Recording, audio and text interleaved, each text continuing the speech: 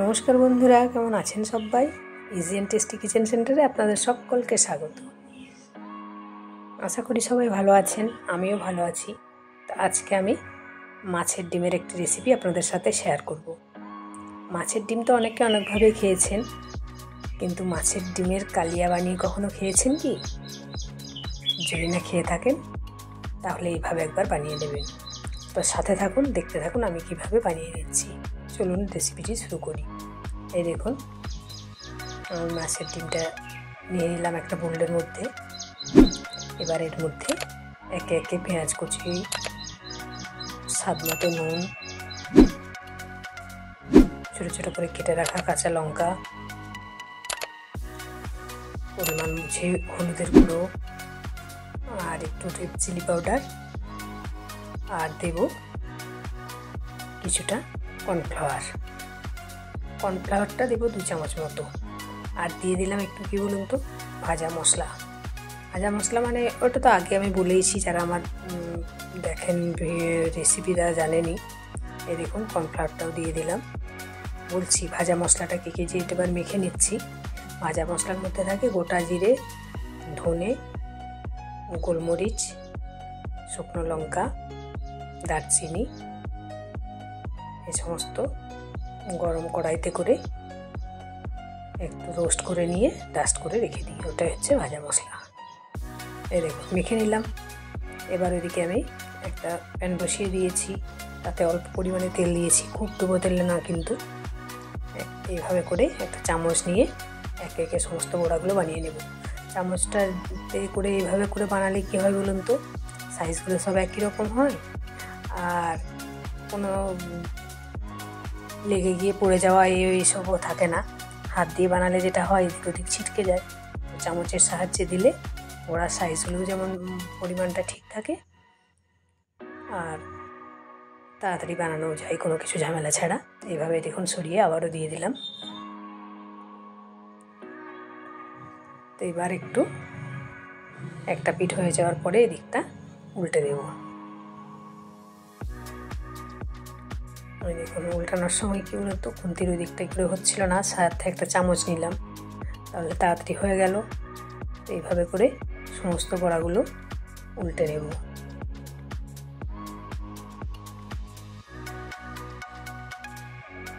তো দুদিকটাই বেশ ভালো করে উল্টে পাল্টে ভেজে তুলে নিচ্ছি। এই দেখুন, সুন্দর একদম লাল লাল করে ভেজে বড়াগুলোকে তুলে নিলাম।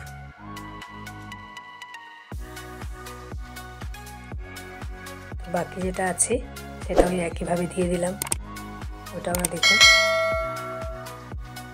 এইভাবে করে এবার উল্টে দেব। এই যে একে একে সমস্ত উল্টে দিচ্ছি।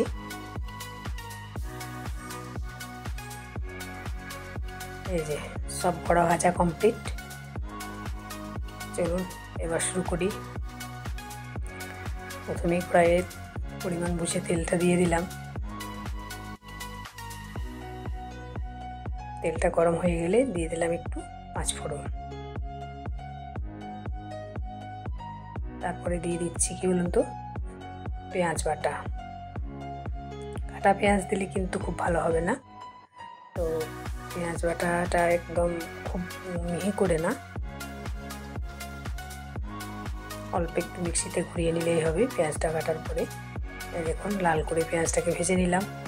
এবার আমি দিয়ে দেব আদা রসুনের পেস্ট। ঠিক যেভাবে আমরা কাতলা মাছের কালিয়া বানাই সেইভাবেই বানাবো। এই দেখুন,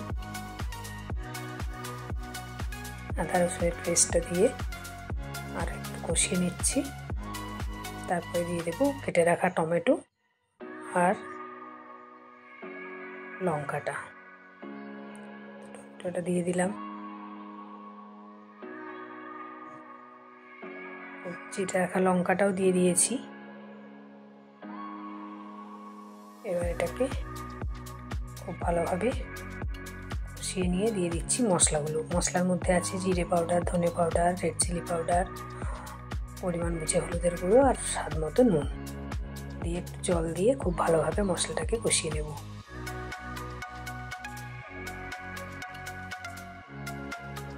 মশলাটা একটু সময় নিয়ে সুন্দর করে কষিয়ে নিতে হবে যাতে গন্ধটা চলে যায়।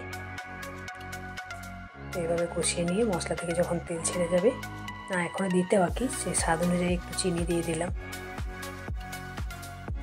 চিনির পরিমাণটা অল্পই দেবেন, বেশি দেওয়ার দরকার নেই। আবারও ভালো করে কষিয়ে নিচ্ছি। এই দেখুন এবার মশলা থেকে তেল ছেড়ে দিয়েছি। এবার আমি এর মধ্যে ঠান্ডা জল না, কিন্তু গরম জল ইউজ করব। উষ্ণ গরম জল অল্প অল্প করে দিয়ে দিচ্ছি পরিমাণ বুঝে। এই দেখুন কি সুন্দর কালার হয়েছে দেখুন। এবার যতটা জল লাগবে সেই অনুযায়ী আমি দিয়ে দিলাম। এবার এটাকে ফুটতে দেব। এই যে ফুটে যাওয়ার পরে আমি ভেজে রাখা কড়াটা দিয়ে দিচ্ছি।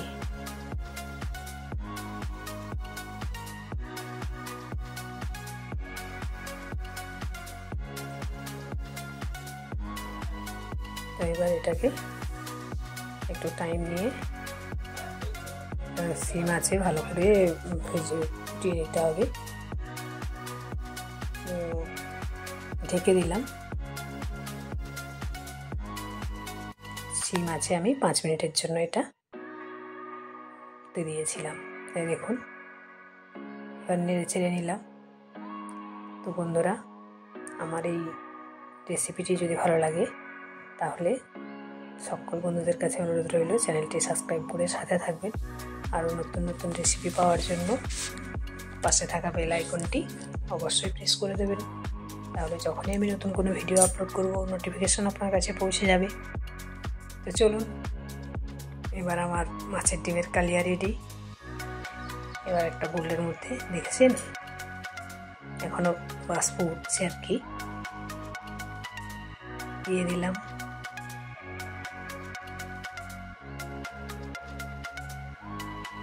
এটি দেখতে যেমন সুন্দর হয়েছে, খেতেও খুব টেস্টি। মাছের ডিমের বিভিন্ন ধরনের তেঁতুল দিয়ে, মাছের ডিমের বড়া, এই ধরনের বিভিন্ন ধরনের রান্না আর কি আমরা খেয়েই থাকি। এইভাবে মাছের ডিমের কালিয়া একবার বানিয়ে দেখুন, দুর্দান্ত স্বাদ হবে।